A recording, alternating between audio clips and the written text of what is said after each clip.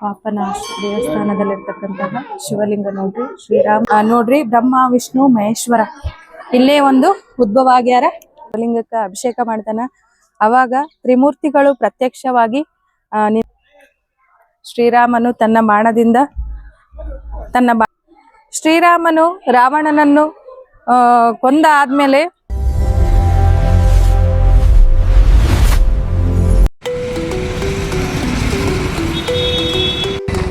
ಸುಂದರ ಪರಿಸರ.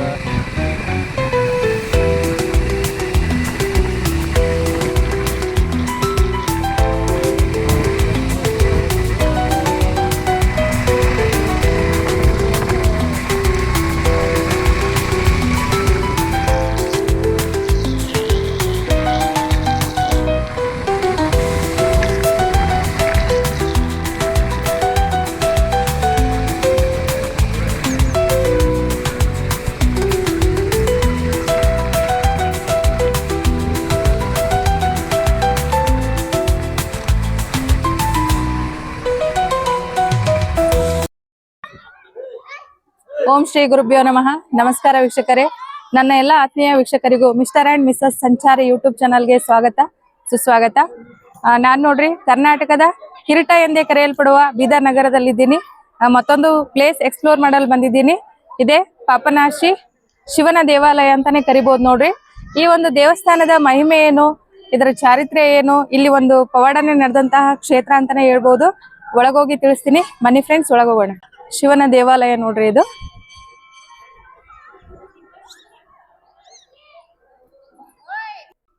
ಶ್ರೀರಾಮನು ರಾವಣನನ್ನು ಕೊಂದ ಆದ್ಮೇಲೆ ಒಂದು ಬ್ರಹ್ಮ ಹತ್ಯಾ ದೋಷಕ್ಕ ಈಡಾಗ್ತಾನೆ ನೋಡ್ರಿ. ಆ ಬ್ರಹ್ಮ ಹತ್ಯಾ ದೋಷ ನಿವಾರಣೆಗಾಗಿ ಹಲವಾರು ಶಿವಲಿಂಗಗಳಿಗೆ ಅಭಿಷೇಕ ಮಾಡುವುದು, ಆಮೇಲೆ ಲಿಂಗಗಳನ್ನು ಪ್ರತಿಷ್ಠಾಪನೆ ಮಾಡುವುದು, ಈ ತರ ಲೋಕ ಸಂಚರಿಸ್ತಾ ಬರ್ಬೇಕಾದ್ರೆ ಅದಕ್ಕೆ ಯಾಕೋ ಒಂಥರ ತೃಪ್ತಿ ಅನ್ಸಲ್ರಿ. ಹಂಗೆ ಈ ಕಡೆ ಬಂದಿರ್ತಾನ ಶ್ರೀರಾಮ ಬೀದರ್ ಕಡೆ. ಇಲ್ಲಿನೂ ಸಹ ಶಿವನ ದೇವಾಲಯ ಅದ. ಇಲ್ಲಿನೂ ಅಭಿಷೇಕ ಮಾಡ್ಬೇಕು ಅಂದಾಗ ಇಲ್ಲಿ ನೀರಿರಲ್ರಿ ಸುತ್ತಮುತ್ತ. ಹಂಗಾಗಿ ಶ್ರೀರಾಮನು ತನ್ನ ಬಾಣ ಹೊಡೆದು ಇಲ್ಲಿ ನೀರ್ ತೆಗೆದಿರ್ತಕ್ಕಂತಹ ಒಂದು ಪ್ಲೇಸ್ ಅದ ರೀ. ಅದನ್ನು ರಾಮತೀರ್ಥ ಅಂತ ಕರೀತಾರ. ಆ ರಾಮತೀರ್ಥದಲ್ಲಿ ಸ್ನಾನ ಮಾಡಿದರೆ ಅಥವಾ ಆ ನೀರನ್ನು ಪ್ರೋಕ್ಷಣೆ ಮಾಡ್ಕೊಂಡರೆ ಸರ್ವರಿಗೂ ಇರ್ತಕ್ಕಂತಹ ಪಾಪ ನಿವಾರಣೆ ಆಗ್ತದ. ಸರ್ವರ ಪಾಪವನ್ನು ನಿವಾರಣೆ ಮಾಡ್ತಕ್ಕಂತಹ ಒಂದು ರಾಮತೀರ್ಥ ಅಂತಾನೆ ಫೇಮಸ್ ಆಗ್ಯದ ನೋಡ್ರಿ. ಆ ನೀರು ಯಾವ ತರ ಕುಂಭೋದ್ಭವ ಮಾಡ್ಯಾನ ಶ್ರೀರಾಮ ಅಂತ ತೋರಿಸ್ತೀನಿ. ಬನ್ನಿ ಫ್ರೆಂಡ್ಸ್, ಆ ಸ್ಥಳ ತೋರಿಸ್ತೀನಿ.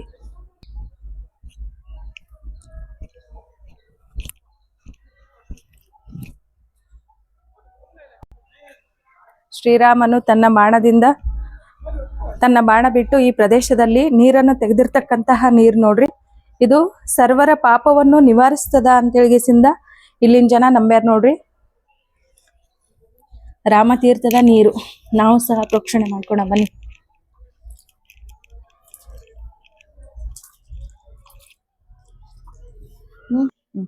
ವರ್ಷದ 350 ದಿನನೂ ಈ ನೀರು ಇಷ್ಟೇ ಇರುತ್ತೆ ನೋಡ್ರಿ. ಇದೇನು ಬತ್ತಲ ಏನಿಲ್ಲ, ಇದು ಕುಂಭೋದ್ಭವ ಅಂತಾನೆ ಹೇಳ್ಬೋದು. ಶ್ರೀರಾಮನು ತನ್ನ ಬಿಲ್ಲಿನಿಂದ ತೆಗೆದಕ್ಕಂತ ನೀರು ರಾಮತೀರ್ಥ ಅಂತೆ ಪ್ರಸಿದ್ಧ ಆಗ್ಯದ ನೋಡ್ರಿ. ಇಲ್ಲಿಗೆ ಬರೀ ಕರ್ನಾಟಕ ಅಷ್ಟೇ ಅಲ್ಲದೆ ಹಲವಾರು ರಾಜ್ಯಗಳಿಂದ ಭಕ್ತ ಸಾಗರನೆ ಹರಿದು ಬರ್ತದ ನೋಡ್ರಿ. ಈ ದೇವಸ್ಥಾನದಲ್ಲಿ ಶಿವರಾತ್ರಿ ಅಂತ ನೋಡ್ಬೇಕು, ಅದ್ದೂರಿ ಆಗಿರ್ತದ ನೋಡ್ರಿ. ಪೂಜಾ ಅಲಂಕಾರ ಆಗಿರ್ಬೋದು, ಜಾತ್ರೆ ಇರುತ್ತ ಇಲ್ಲಿ ಈ ಶಿವಾಲಯದಲ್ಲಿ. ಆಮೇಲೆ ಈ ದೇವಸ್ಥಾನದ ಇನ್ನೊಂದು ಮಹಿಮೆ ಏನು ಅಂತ ಆ ಕಡೆ ಹೋಗಿ ಹೇಳ್ತೀನಿ ಬನ್ನಿ. ಅಲ್ಲಿ ಒಂದು ಪುಷ್ಕರಣಿ ಅದ, ನಿಮ್ಗೆ ಅದನ್ನು ಸಹ ತೋರಿಸ್ತೀನಿ. ಅಲ್ಲೇನ್ ರಾಮತೀರ್ಥ ಅಂತ ತೋರಿಸಿದ್ನಲ್ರಿ, ಅಲ್ಲಿಂದ ಬರ್ತಕ್ಕಂತಹ ನೀರು ನೋಡ್ರಿ. ಬಂದಂತ ಭಕ್ತಾದಿಗಳಿಗೆ ಸ್ನಾನ ಮಾಡಕ ಮತ್ತು ಕೈಕಾಲು ತೊಳ್ಕೊಕ ಈ ತರ ಪುಷ್ಕರಣಿ ಮಾಡ್ಯಾರ ನೋಡ್ರಿ. ಆ ಒಂದು ರಾಮತೀರ್ಥದಿಂದ ಇಲ್ಲಿಗೂ ಸಹ ನೀರ್ ಬರ್ತಾವ. ಇಲ್ಲಿ ಸ್ನಾನ ಮಾಡ್ತಾರ, ಇಲ್ಲ ಕೈಕಾಲು ತೊಳೆದು ಆಮೇಲೆ ದೇವ್ರ ದರ್ಶನಕ್ಕೆ ಹೋಗ್ತಾರ. ಶ್ರೀರಾಮನು ಇಲ್ಲಿ ಇರ್ತಕ್ಕಂತ ಶಿವಲಿಂಗಕ್ಕ ಅಭಿಷೇಕ ಮಾಡ್ಬೇಕು ಅಂತ ಇಲ್ಲಿ ನೀರ್ ಇಲ್ಲಾರ್ದ ಕಾರಣ ಒಂದು ತನ್ನ ಬಿಲ್ಲಿನಿಂದ ಇಲ್ಲಿರ್ತಕ್ಕಂತ ಶಿವಲಿಂಗಕ್ಕೆ ಅಭಿಷೇಕ ಮಾಡ್ಬೇಕು ಅಂತ ಹೇಳಿಸಿಂದ ಏನ್ ಶ್ರೀರಾಮ ಬಿಲ್ಲಿನಿಂದ ಏನ್ ನೀರ್ ತೆಗಿತಾನಲ್ರಿ ರಾಮತೀರ್ಥ ಅಂತ, ಆ ನೀರನ್ನು ತಗೊಂಡು ಶಿವಲಿಂಗಕ್ಕ ಅಭಿಷೇಕ ಮಾಡ್ತಾನ. ಅವಾಗ ತ್ರಿಮೂರ್ತಿಗಳು ಪ್ರತ್ಯಕ್ಷವಾಗಿ ನಿನ್ಗೇನ್ ಬೇಕು ಅಂತ ವರ ಕೇಳ್ಬೇಕು ಅನ್ನೋ ಉದ್ದೇಶದಿಂದ ಶ್ರೀರಾಮನಿಗೆ ತ್ರಿಮೂರ್ತಿಗಳ ದರ್ಶನ ಆಗುತ್ತೆ ನೋಡ್ರಿ. ಶ್ರೀರಾಮನಿಗೆ ತ್ರಿಮೂರ್ತಿಗಳು ದರ್ಶನ ನೀಡಿದಂತಹ ಸ್ಥಳ ಅಂತೆ ಪ್ರಖ್ಯಾತಗೊಂಡದ್ ನೋಡ್ರಿ. ಬ್ರಹ್ಮ ವಿಷ್ಣು ಮಹೇಶ್ವರರ ಲಿಂಗಗಳನ್ನು ನಾವು ಒಳಗ್ ನೋಡ್ಬೋದು. ತ್ರಿಮೂರ್ತಿಗಳು ರಾಮನಿಂದ ಅಂತನೋ ಅಥವಾ ರಾಮನಿಗಾಗಿ ತ್ರಿಮೂರ್ತಿಗಳು ಬಂದ್ರು ಅನ್ನೋದು ಇಂಪಾರ್ಟೆಂಟ್ ಅಲ್ಲ. ಒಟ್ಟ ಈ ಒಂದು ಕ್ಷೇತ್ರದಲ್ಲಿ ರಾಮನಿಗೆ ತ್ರಿಮೂರ್ತಿಗಳು ಪ್ರತ್ಯಕ್ಷವಾಗಿ ದರ್ಶನ ನೀಡಿದಂತಹ ಮಹಾಕ್ಷೇತ್ರ ನೋಡಿ ಸ್ನೇಹಿತರೆ. ಇಲ್ಲಿ ಸಾವಿರಾರು ಭಕ್ತರು ಬರ್ತಾರೆ ನೋಡ್ರಿ. ತಮ್ಮ ಒಂದು ಪೂರ್ವಜನ್ಮದ ಪಾಪನೂ ಸಹ ಕಳಿತದ ಈ ಒಂದು ಪಾಪನಾಶಿ ದೇವಸ್ಥಾನಕ್ಕೆ ಬಂದ್ರ ಅಂತ ಹೇಳ್ತಾರ. ಆ ಶಿವನ ದರ್ಶನ ತಗೊಂಡ್ ಬರೋಣ ಬನ್ನಿ. ನಾವು ಒಳಗಡೆ ಗರ್ಭಗುಡಿ ಒಳಗೆ ಶಿವಲಿಂಗ ಅದ, ಬನ್ನಿ ಸ್ನೇಹಿತರೆ ಹೋಗೋಣ.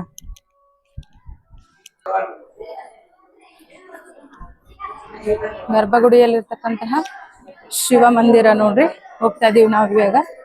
ಹರ ಹರ ಮಹಾದೇವ್ ಅಂತ ಬರ್ತಾರೆ. ಶ್ರೀರಾಮನಿಗೆ ತ್ರಿಮೂರ್ತಿಗಳು ಪ್ರತ್ಯಕ್ಷವಾಗಿ ವರವನ್ನು ಬೇಡಿದ್ರು ಅಂತ ನಾ ಏನ್ ಹೇಳ್ತೀನಲ್ರಿ, ಆ ತ್ರಿಮೂರ್ತಿಗಳ ಲಿಂಗವನ್ನು ಇಲ್ಲಿ ಉದ್ಭವ ಮಾಡ್ಯಾರ ನೋಡ್ರಿ. ಈ ಒಂದು ದೇವಸ್ಥಾನದ ವಿಶೇಷತೆ ಏನಂದ್ರೆ, ಆ ತ್ರಿಮೂರ್ತಿಗಳ ಲಿಂಗಕ್ಕೆ ನಾವು ಕೈ ಮುಟ್ಟಿ ನಮಸ್ಕಾರ ಮಾಡ್ಬೋದು, ಕೈಯಿಂದ ಪೂಜಿಸಲ್ಪಡ್ಬೋದು. ನೋಡ್ರಿ, ಬ್ರಹ್ಮ ವಿಷ್ಣು ಮಹೇಶ್ವರ ಇಲ್ಲೇ ಒಂದು ಉದ್ಭವ ಆಗ್ಯಾರ. ನಾವು ಮುಟ್ಟಿ ನಮಸ್ಕಾರ ಮಾಡ್ಬೋದು ನೋಡ್ರಿ, ಸ್ಪರ್ಶ ದರ್ಶನ ತಗೋಬಹುದು. ಇಲ್ಲಿ ನಾವು ಯಾವುದೇ ಒಂದು ಜ್ಯೋತಿರ್ಲಿಂಗಕ್ಕೆ ಹೋದ್ರೆ ನಮ್ಗೆ ಅಷ್ಟು ಸುಲಭವಾಗಿ ಸ್ಪರ್ಶ ದರ್ಶನ ಸಿಗಲ್ರಿ. ಆದ್ರೆ ಇಲ್ಲಿ ತ್ರಿಮೂರ್ತಿಗಳ ಉದ್ಭವ ಏನಾಗ್ಯಾರಲ್ರಿ, ಆ ಲಿಂಗಗಳನ್ನ ನಾವು ಸ್ಪರ್ಶಿಸಿ ನಮಸ್ಕಾರ ಮಾಡ್ಬೋದು ನೋಡ್ರಿ. ಈ ತರ ಅದ ನೋಡ್ರಿ ಅದ್ಭುತ ದೇವಾಲಯ ಶಿವನೊಂದು. ಶಿವರಾತ್ರಿಯಲ್ಲಿ 2 ಕಣ್ಣು ನೋಡಕ್ ಸಾಕಾಗಲ್ಲ ನೋಡ್ರಿ, ಅಷ್ಟು ಅದ್ಭುತವಾದ ಹೂವಿನ ಅಲಂಕಾರ ಇರುತ್ತ ಇಲ್ಲೆಲ್ಲ. ಗರ್ಭಗುಡಿಗಳಲ್ಲಿನೂ ಸಹ ಶಿವಲಿಂಗನ ಬನ್ನಿ ನೋಡೋಣ. ಶ್ರೀರಾಮನಿಂದ ಸ್ಥಾಪಿಸಲ್ಪಟ್ಟ ಶಿವಲಿಂಗ ನೋಡಿ ಗರ್ಭಗುಡಿಯಲ್ಲಿರೋದು. ಗಂಗಾಧರಾಯ ಶಿವ ಗಂಗಾಧರಾಯ ಹರ ಹರ ಪಾಪನಾಶ ದೇವಸ್ಥಾನದಲ್ಲಿರ್ತಕ್ಕಂತಹ ಶಿವಲಿಂಗ ನೋಡ್ರಿ. ಶ್ರೀರಾಮನಿಂದ ಅಭಿಷೇಕಕ್ಕೊಳಗಾಗಿರ್ತಕ್ಕಂಥ ಶಿವಲಿಂಗ. ಅಭಿಷೇಕನ ನಡೆದ ನೋಡ್ರಿ, ಒಳಗಡೆ ನೋಡ್ಬೋದು ನೀವು. ರುದ್ರಾಭಿಷೇಕ ನಡೆದ ದೇವರಿಗೆ, ರುದ್ರಾಭಿಷೇಕದ ವಿಡಿಯೋ ನೋಡ್ರಿ.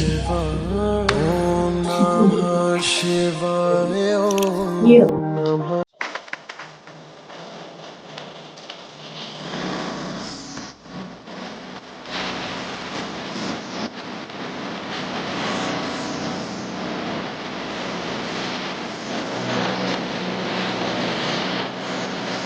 ನೋಡಿದ್ರಲ್ಲ ಫ್ರೆಂಡ್ಸ್, ಈ ಒಂದು ಸುಂದರವಾದ ಪ್ರಕೃತಿಯ ಮಡಿಲಿನಲ್ಲಿರ್ತಕ್ಕಂತಹ ಶಿವನ ದೇವಾಲಯ. ಸಾಕ್ಷಾತ್ ಬ್ರಹ್ಮ ವಿಷ್ಣು ಮಹೇಶ್ವರರು ಪ್ರತ್ಯಕ್ಷ ಆಗಿರ್ತಕ್ಕಂತಹ ಸ್ಥಳ. ಐ ಹೋಪ್ ಈ ವಿಡಿಯೋ ಎಲ್ಲರಿಗೂ ಇಷ್ಟ ಆಗಿದೆ ಅಂತ ಅನ್ಕೊಂತೀನಿ. ಮುಂದಿನ ಬೀದರಿನ ಮತ್ತೊಂದು ವಿಡಿಯೋದೊಂದಿಗೆ ಮತ್ತೆ ಭೇಟಿ ಆಗ್ತೀನಿ. ಈ ಒಂದು ಪಾಪನಾಶಿ ಶಿವನ ದೇವಾಲಯ ಬರುವುದು ಗುಲ್ಬರ್ಗದಿಂದ 120 ಕಿಲೋಮೀಟರ್ ದೂರದಲ್ಲಿರ್ತಕ್ಕಂತಹ ದೇವಸ್ಥಾನ. ಅದೇ ತರ ರಾಯಚೂರಿನಿಂದ 250 ಕಿಲೋಮೀಟರ್ ದೂರದಲ್ಲಿರ್ತಕ್ಕಂತಹ ದೇವಸ್ಥಾನ. ನಮ್ಮ ಕರ್ನಾಟಕದ ರಾಜಧಾನಿ ಬೆಂಗಳೂರಿನಿಂದ ಸುಮಾರು 650 ಕಿಲೋಮೀಟರ್ ದೂರದಲ್ಲಿರ್ತಕ್ಕಂತಹ ದೇವಸ್ಥಾನ. ಈ ಬೀದರ್ನಲ್ಲಿ ಕೇಂದ್ರೀಯ ಬಸ್ ನಿಲ್ದಾಣದಿಂದ ಕೇವಲ 2 ಕಿಲೋಮೀಟರ್ ಅಂತರದಲ್ಲಿ ಈ ಪಾಪನಾಶಿ ಶಿವನ ದೇವಾಲಯ ಬರುತ್ತೆ. ನೀವು ಒಂದ್ಸಲ ಬೀದರ್ಗೆ ಬಂದ್ರಿ ಅಂತಂದ್ರೆ ಮಿಸ್ ಮಾಡ್ಲಾರ್ದೆ ಈ ದೇವಸ್ಥಾನಕ್ಕೆ ಬನ್ನಿ. ನಿಮ್ಮಲ್ಲಿರ್ತಕ್ಕಂಥ ಹಲವಾರು ಪಾಪಗಳು ಈ ಪರಿಹಾರ ಮಾಡ್ತಾನ ಈ ಶಿವ ಅಂತಾನೆ ಹೇಳ್ಬೋದು. ಮುಂದಿನ ವಿಡಿಯೋದಲ್ಲಿ ಮತ್ತೆ ಭೇಟಿ ಆಗೋಣ. ಧನ್ಯವಾದಗಳು.